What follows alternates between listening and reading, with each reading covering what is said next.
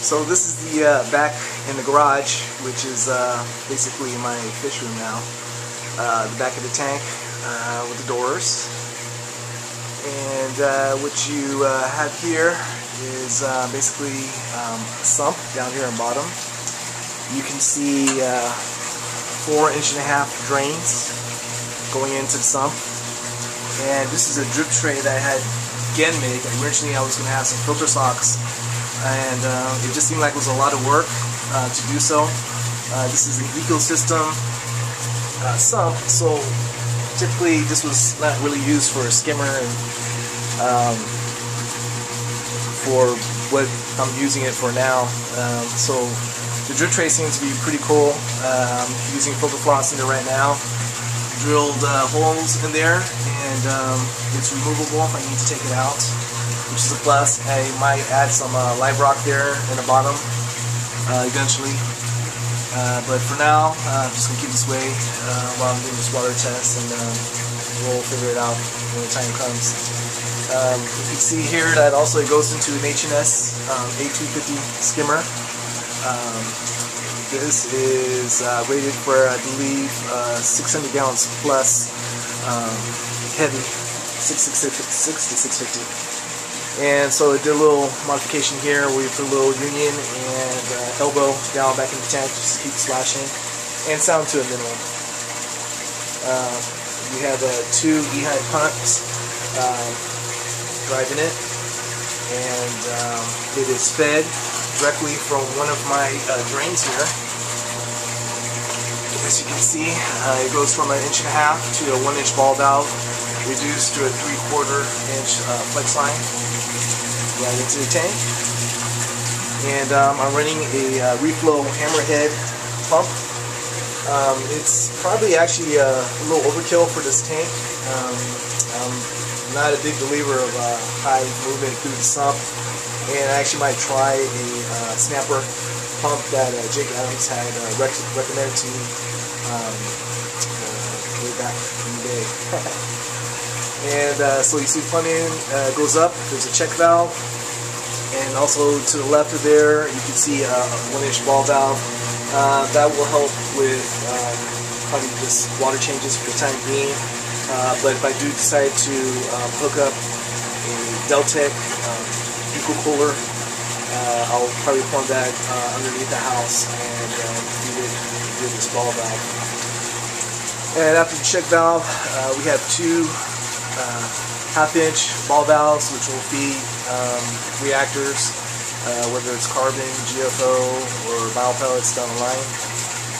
I also have 44 20-amp circuits that I have installed here, and if you notice, this is all lined with FRP, which stands for fiberglass reinforced panels, and it's great for moisture resistance and just keeping water wipe down ability. And then I try to keep rule of thumb with plumbing. As you know, everything is Schedule 80 here. Just really like to look and just got a good deal on these. I have a lot of 1.5-inch ball valves throughout this tank, and so this was the trickiest turn here, from going from the pump all the way up into behind the tank. And I used uniseals, notice here, to dampen the sound, because you get a lot of resonance when you're running pipes through walls or what have you. And it seems to really do the trick. So I'm happy how that turned out. And it goes up here, and it splits off back into the tank.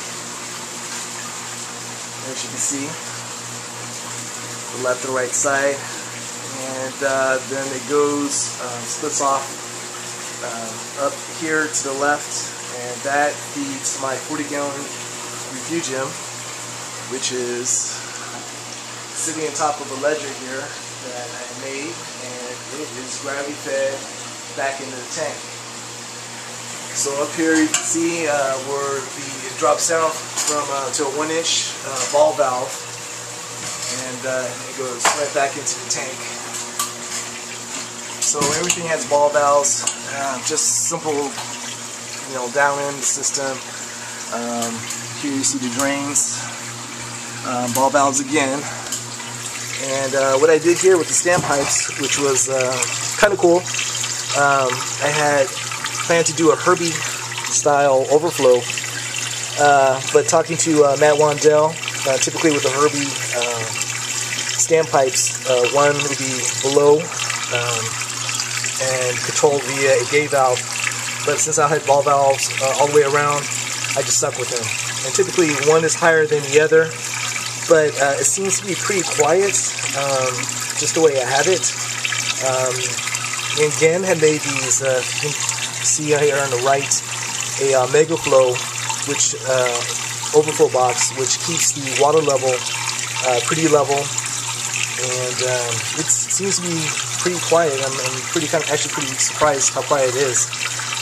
I'm not getting maybe a lot of flow. I might play around with it a little bit more, but that's just, you know, how it is with the hobby. Just kind of experiment and go from there. So those are two adductors. It goes from that 1.5 to 1 inch inductors going back into the tank. And you know, the rock work will be all over here to the side. I actually have some wet boxes made that might incorporate into the back of the tank. But the cool thing about these overflow boxes, since they're so big, I can actually put some tons of these streams in here. And the only thing I can put in the back is the magnet, and I can conceal it with the rock work in there.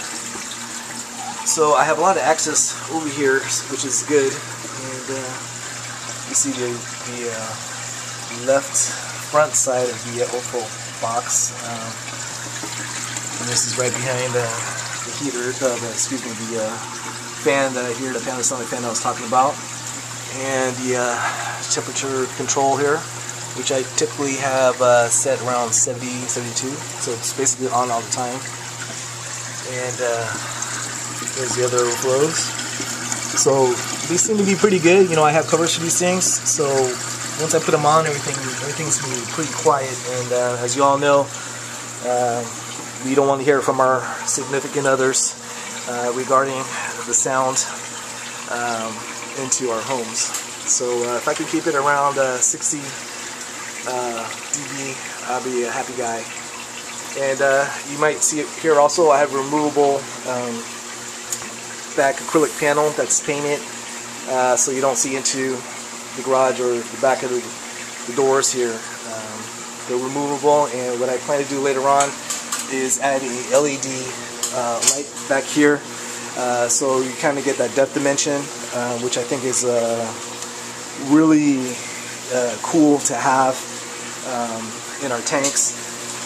The deeper the better. And so stay tuned next time for my next video. I will be shooting, hopefully, my rock work on the tank, and